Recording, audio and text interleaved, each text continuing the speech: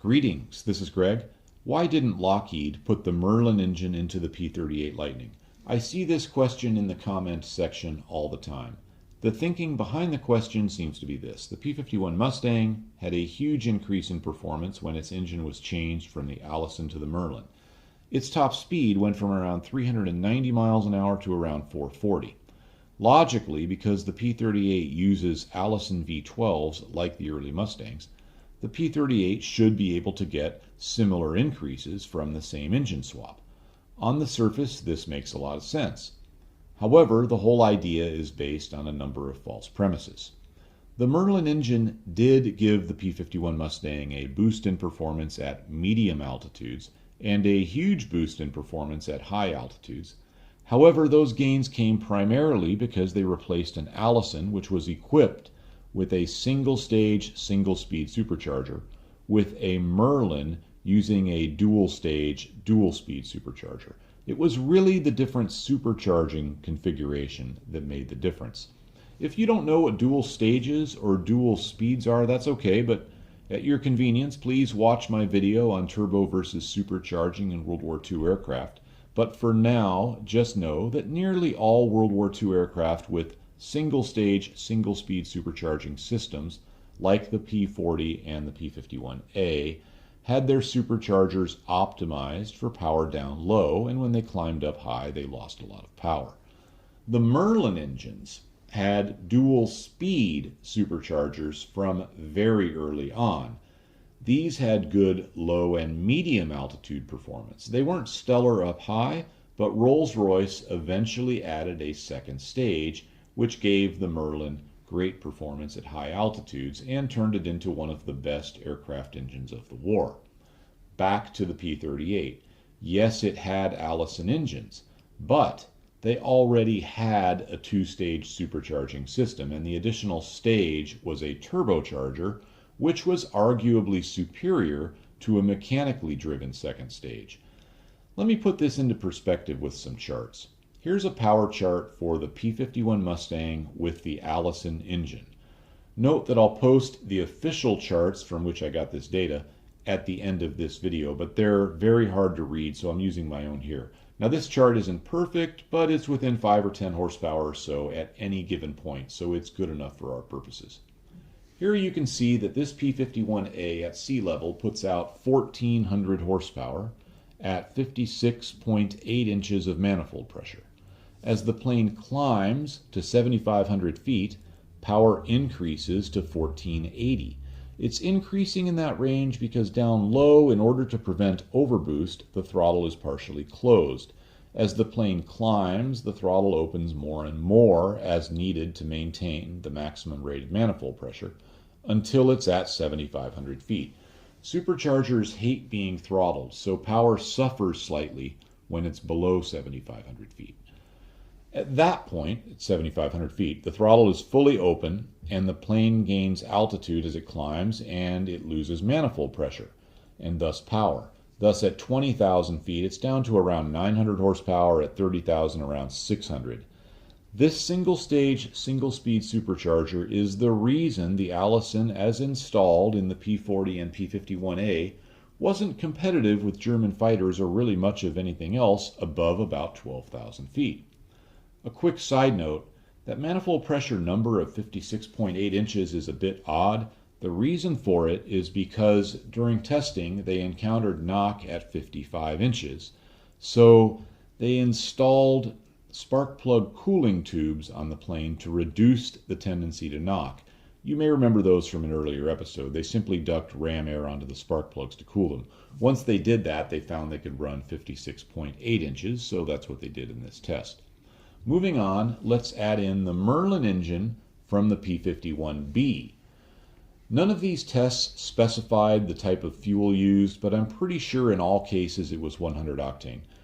Up to 8,000 feet, these two engines are very close to each other in terms of power.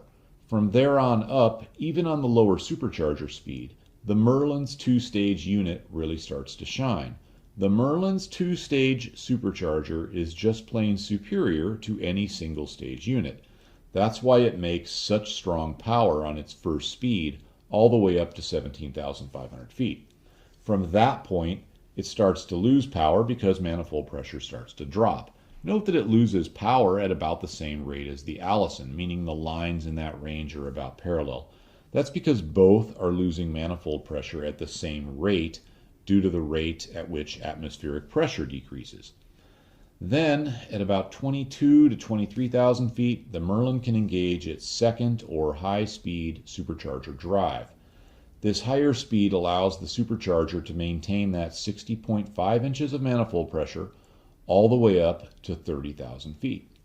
Of course, even with full manifold pressure, power is still quite a bit lower than it was down low when it was on the supercharger's low speed.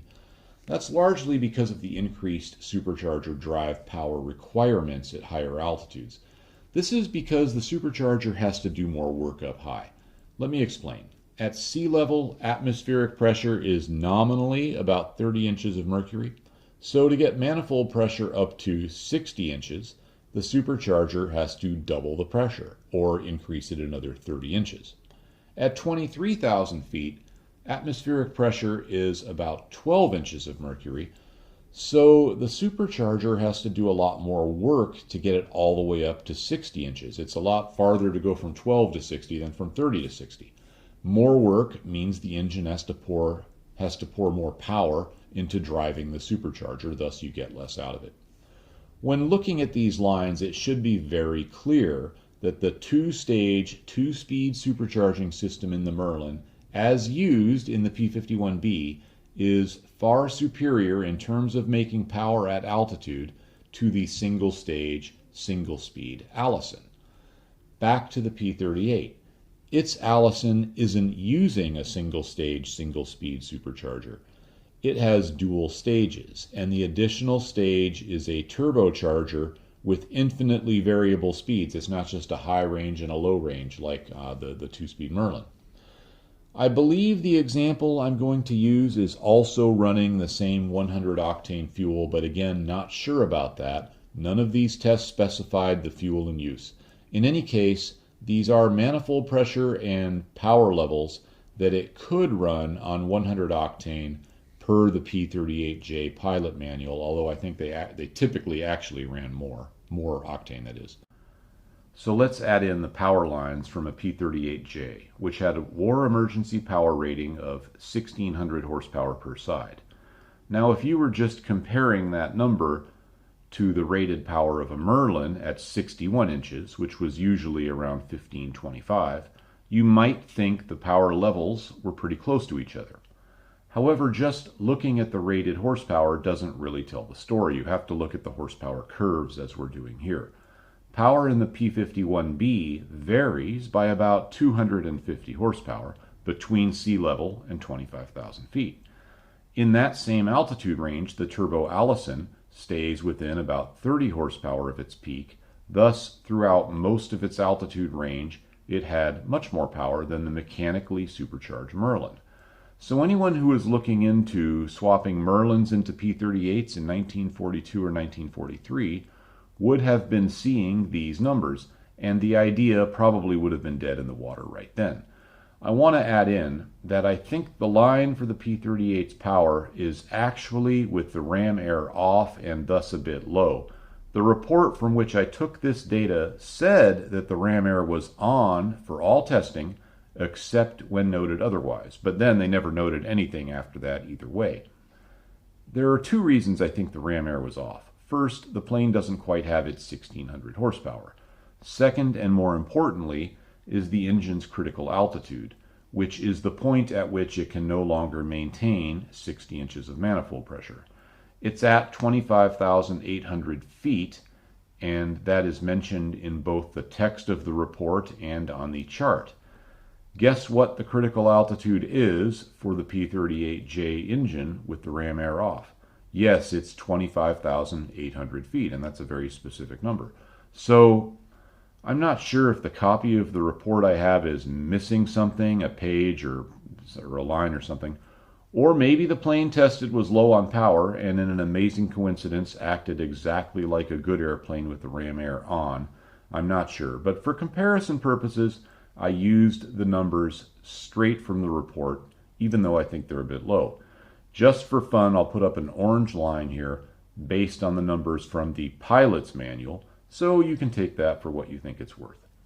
Regarding the Merlin swap, although it's probably not going to make more power, and certainly not through the majority of the altitude range, it does have other advantages. The P-38's turbo system is complex and it takes up a lot of room. Swapping in Merlins would simplify this and probably result in a lighter airplane. Well, that would be a big factor if you were designing an airplane from the start and had to decide which system to go with, turbo or two-stage mechanical. But at the time the P-38 was initially designed, there was no production two-stage mechanical supercharger for either the Merlin or the Allison. Lockheed went with turbos. By the time the two-stage Merlin was on the scene, the problems and complexities of using turbos in the P-38 had pretty well been worked out, and the whole airplane was also designed around that turbo system. We talk about that in another video. Not only the size and shape of the airplane, including the twin boom layout, but the extensive use of stainless steel to resist the heat of the turbos. So the space and weight savings of the Merlin supercharging system, while meaningful in a clean slate design, probably wouldn't have amounted to much in an engine swap situation into an already turbocharged airplane. Now I imagine that some are saying, but Greg, you're looking at these engines with around 1,600 horsepower. The later Merlins had more. Well, sort of.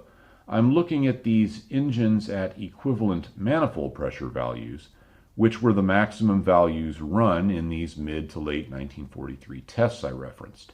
Yes, very soon Merlin-powered P-51s were running 67 inches, giving a peak of 1,630 horsepower, and later in the war at 75 inches, giving up over 1,700. However, the Allison could also make great power.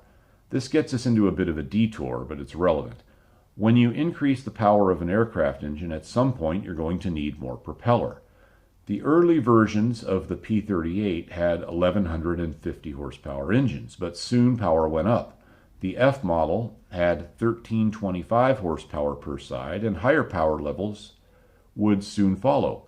It was recognized that even with the F model's 1,325 horse a side, newer propeller designs were needed. This was mentioned specifically in a list of suggested upgrades to the plane in this March of 1943 report. Some of you may recall that the P-47 Thunderbolts got new paddle-bladed props about the time power went from 2,000 up to 2,300, and the positive effect of that new prop was tremendous, which I discuss in another video. Consider that the P-47's power increase was only about 15% at that point. The P-38's increase to 1,325 per side was slightly greater, and more power came soon after. It did with the Thunderbolt too. The 38 jumped to 1,425 and then to 1,600 horsepower per side, all without the new paddle props. This March 1944 report considers installing new paddle props on the P-38J to be of vital importance. Their words, not mine. Some of you may recall that the J model, while not the first with 1,600 horsepower per side, was the first with that much power plus the upgraded turbos so it could make that power up to higher altitudes, and better intercooling so it could make the power more reliably and more often. In any event, by the time the P-38J model comes around, the 38's props aren't really up to the job, and better props were needed. Lockheed tested new paddle-bladed props on a P-38J. At low altitudes, the plane's top speed remained about the same, but up high it was quite a bit faster with the paddle blades. 16 miles an hour faster at 35,000 feet, and 39 miles per hour faster at 40,000 feet. The big improvement was in climb rate. With the paddle props, the climb rate improved by 500 feet per minute at sea level and had considerable gains throughout the altitude range. Keep in mind, these numbers were at 1,600 horsepower per side. They were planning on bumping power up to 1,725 a side to take advantage of the props. Even that amount of power was conservative. Tests were performed on the Allison-91 variant. That's the P-38's, the J model's left side engine. The -89 was on the right side. The difference, of course, was direction of rotation. Anyway, they ran this engine at 75 inches of manifold pressure, with it putting out 2,000 horsepower for 7.5 hours, and it held together. So bumping up the power of the turbo Allison in the new 38J was relatively easy, but to fully exploit the power, it needed new props to go with it. One proposal was to combine these upgrades into a new variant, the P-38K, which never made it into production.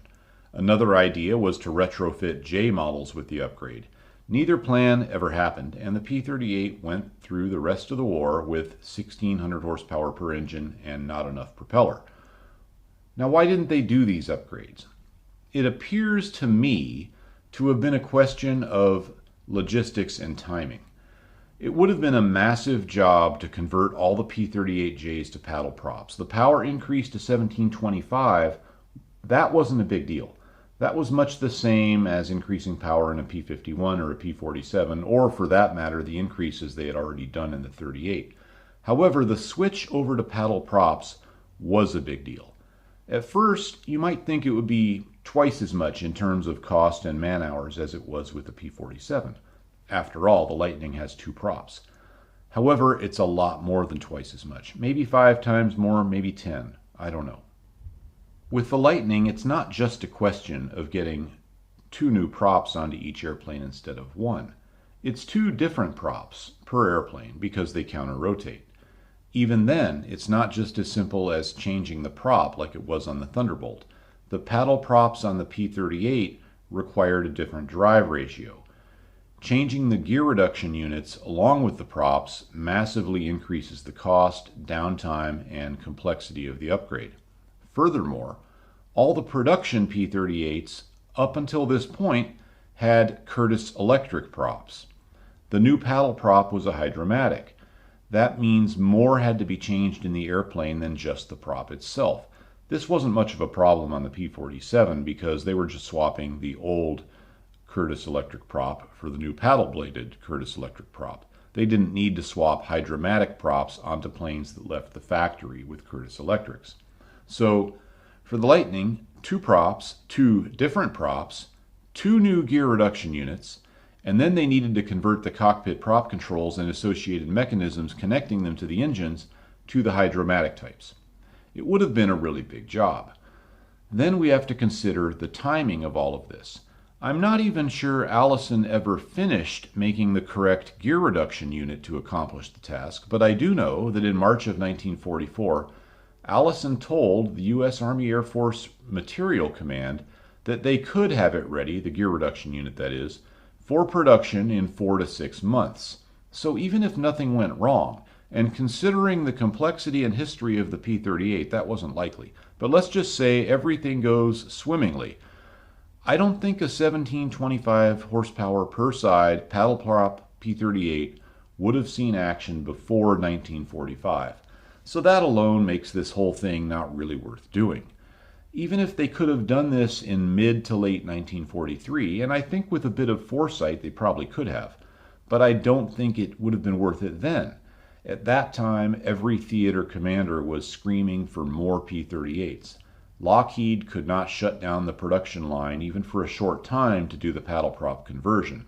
Plus, they had just come out with the J model, which was the first version which solved pretty much all of the plane's initial problems, not quite all. So I doubt they wanted to rock the boat very much at that point after the plane's initial issues.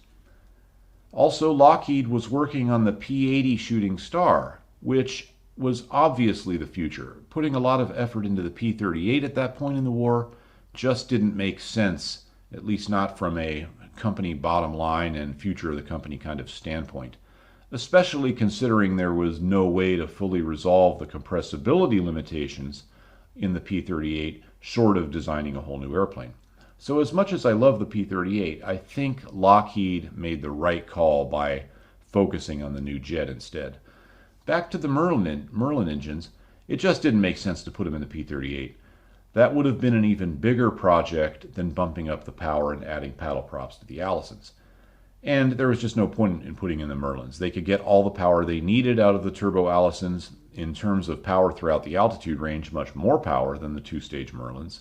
Swapping Merlins into the P-38 just didn't make sense for technical reasons or logistical reasons, and even if it did, I think they would have run into political roadblocks, which for the sake of brevity I'm not going to get into. I know the P-51 comparison comes up all the time, but that was a totally different situation. There was literally no other option to get a two-stage unit into a P-51 other than the Merlin, at least no other realistic option.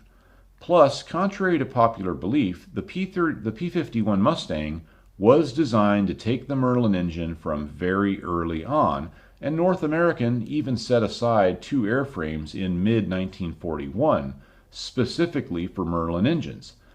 The folks at North American were sharp people, and they had seen the writing on the wall. They knew that the British had been ordering P-40s with Merlins, so they made sure their plane could take Merlins as well. Thus, once they decided to do the swap, it was easy.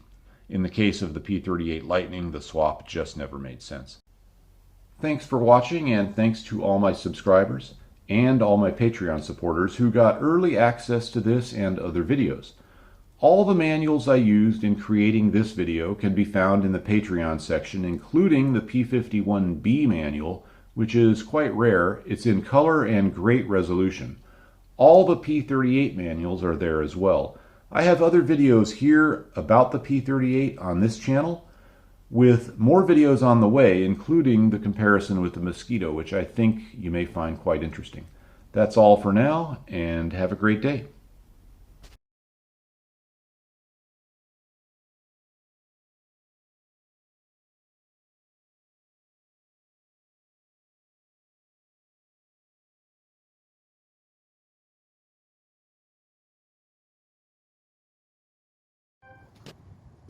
And just one more thing. We're in Germany. It's been a long hike to get up here. Some of you guys may remember in a previous video, we went up to the Bismarck Tower and it was closed. So hopefully this time it's open. Guess we'll know in a minute. Looks promising. Yeah, I can see the staircase. It's open. So I'm going to shut off the camera and turn it back on at the top. I don't want to try and hold it while I go up the stairs. They're extremely steep and very small steps. All right, well, we've made it. Got to tell you, I am tired. Hiking up this mountain from the town of Landstuhl there, that was quite an effort. And then getting up to the top of this tower, that was a pretty significant flight of stairs. So. And there's no place to sit. I was hoping there'd be a place to sit, but you know, c'est la vie. We've got a signpost here telling us where things are, and I'd say it's not really pointed the right way because Ramstein's not over there, it's over there. That's Ramstein Air Force Base.